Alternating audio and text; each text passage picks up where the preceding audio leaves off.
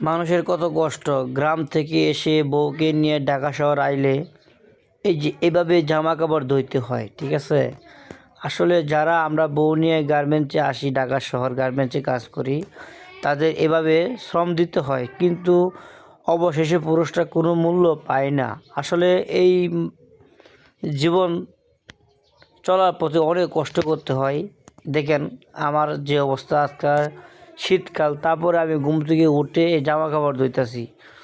আজকে আমার মতন এরকম হাজারো পুরুষ আছে যে ঘরে কাজ করতে হয়, তো কিন্তু অবশেষে অবশেষে আপনার কী হয় জানেন, পুরুষটাই ভালো না।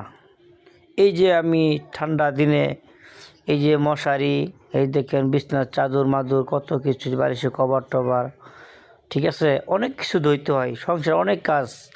আবার কোনো কোনো সময় বেশিরভাগই রান্না করে রাখতে হয়।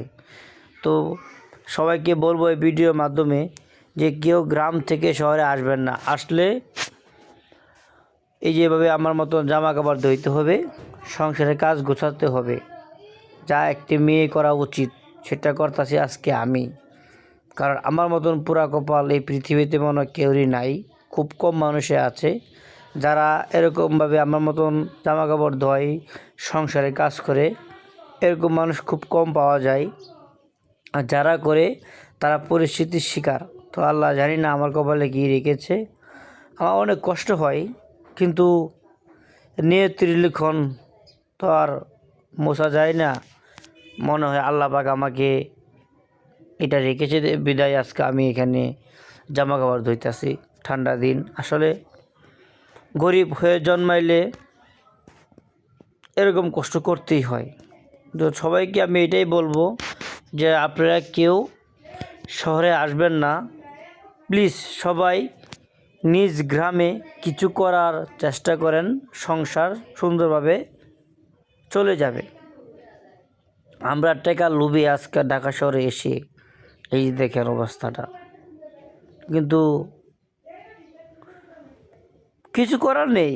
আমরা পুরুষরা অনেক অপমানী হই।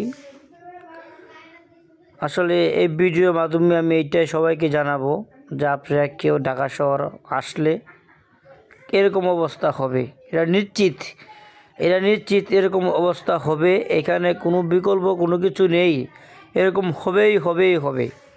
তো তাই আমি সবাইকে অনুরোধ করে বলবো আপনারা গ্রাম থেকে শহরে আসবেন না। আমার সোনার